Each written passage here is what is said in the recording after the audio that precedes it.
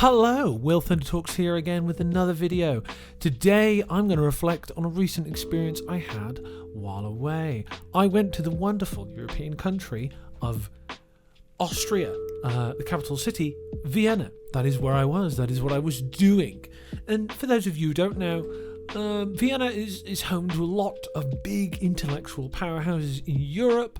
They either were born there or they spent a lot of their lives there. I'm thinking Sigmund Freud, the OG psychologist. I'm thinking Mozart, the infamous musician, Beethoven, Jonas Strauss, and then we've got Schrodinger's cat, the mathematician.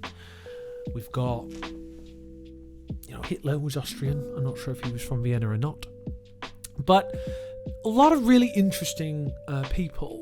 And I guess it got me thinking, I went there with my college, Shrewsbury College, and they set up a trip. We went to Sigmund Freud's home, we went to Mozart's death house, we went to the Sigmund Freud University because it was a counselling course, which I've almost completed, by the way.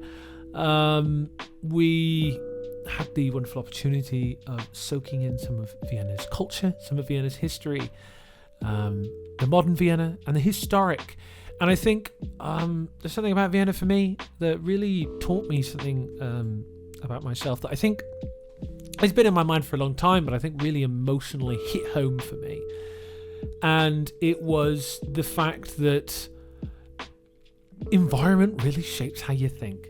So I love to reflect, guys. If you've seen this channel before, I love to just be like, what am I about? What am I doing? What ideas are flowing in my brain box? Well, Vienna certainly stimulated a lot of deep reflective thought. I didn't really think I cared that much about history until I went to Austria. And I was like, okay, wow, yeah, I'm really into history, actually. I'm really interested in the bedrock, which I think history is the bedrock of the narratives in our time. And, what happened before shapes what we think now, what cultural norms we have now, what religion we have, what societal norms, all of that stuff informs who we are and what we're doing and where we're going. And history doesn't repeat itself, but it certainly does rhyme. So I think there's a lot of interesting lessons in history. One of the big questions I asked myself is how do all of these really intelligent people, how are they all from Vienna? So I did a little bit of digging, and it turns out that Austria used to be Austria-Hungary, right? So the country immediately to the east of Austria is Hungary, and there used to be one country, Austro-Hungary, and there used to be the Austro-Hungary Empire before World War One, which essentially was a really big kind of empire back in the day, and that big empire had a bunch of money, a bunch of resources, and centralized it all into Vienna, which attracted culture, art, a lot of the beauty you see in Vienna now if you go there, which I was fortunate enough to visit. The Hofburg Palace compound was wonderful. There's these big, beautiful national parks. They have these big cathedrals. They have all kinds of super interesting and vibrant aspects of their architecture, of their culture. Einstein's Austrian, lots of really smart people. And I guess it made me think, I was reflecting, I learned about, Sigmund Freud. Sigmund Freud used to, every week on Wednesday, have a psychology society meeting where he would meet up with the likes of Carl Jung and other big brain people of the time, and he would discuss current affairs and philosophy and politics and where things were moving, and Freud felt very kind of cultural. I guess my understanding experience of Freud historically was kind of the guy who came up with the Oedipus complex and had a fixation on the sexuality of my mother and my father, and a lot of focus on sexuality and taboo. That was my kind of understanding of Freud historically, but really learning that actually he was a very cultural, communal focused chap. I watched a video of him with his lovely chow dog and showing his grandson some beautiful watery pools and talking to them very warmly and kindly. And I guess my impression of Freud was that he was maybe perhaps a bit stern and cold. So I say all of this to say that, like, wow, Freud actually, like, brought people together to reflect on these big, deeper ideas of what's happening in the world right now. And in my opinion, something I've always felt and believed is that great minds refine each other, right? So to be in a culture of people that think and reflect and critically analyze and try and understand the world and are curious, when you're around people like that, they encourage your own mind to think differently, to push, to challenge yourself.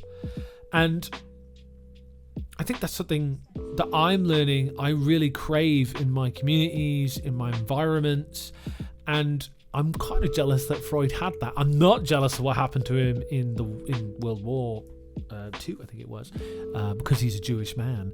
He unfortunately was targeted by the Nazis, and all of his assets were stripped from him. Cancer. He had a rough time, man. Freud did not have a good time. He eventually got out of Austria and got to London, but in a rough time. But I guess, I think a community that reinforces certain values can have positive or negative effects. And I guess in the case of Austria, a lot of the social norms really reinforced, I guess, this communal intellectual curiosity. As with any empire, there's a bit of blood and pillaging and not nice parts. But there's also this idea that we can think really deeply about ideas, and we can do that collaboratively and collectively. And I think that maybe that's something that I feel I'm missing in my life right now, a collaborative collective that are very curious and exploring and understanding the nature of the world. And I guess I look at the landscape we're in now with AI and technology going the way it is, and the stock market and all that stuff.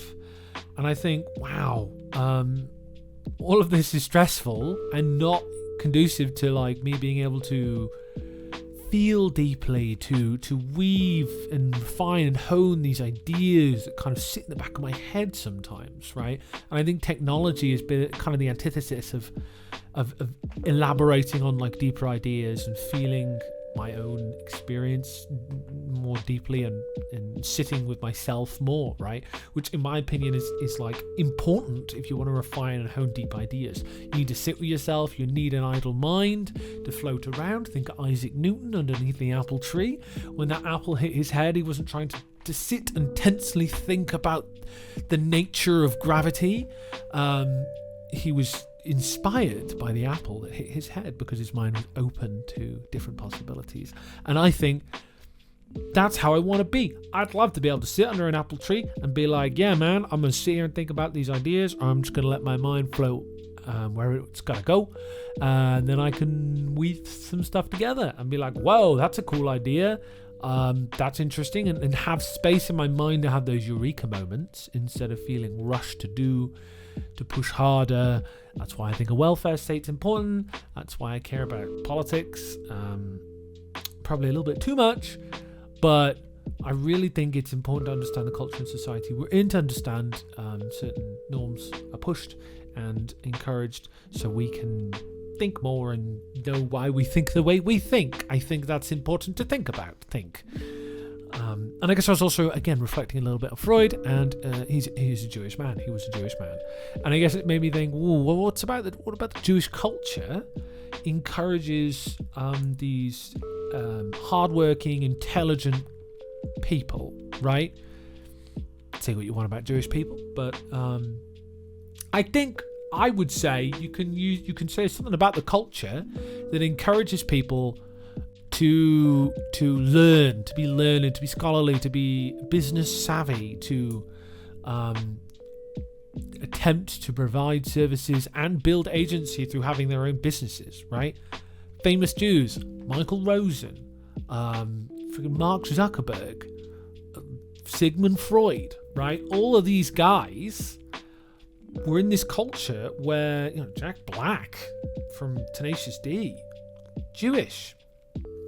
All of these guys were in an environment where, and you correct me if I'm wrong, chat, but they were in this environment where they were encouraged to learn Hebrew or Yiddish or both, to read out the Torah and learn a lot young, when they're like 13. I think they have to give like a reading of a passage in Hebrew or Yiddish, depending on the specific denomination.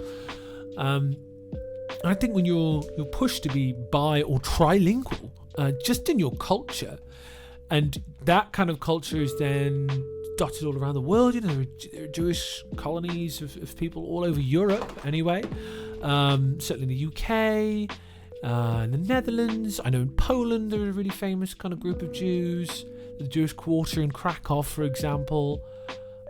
Same in Prague. Same in Vienna.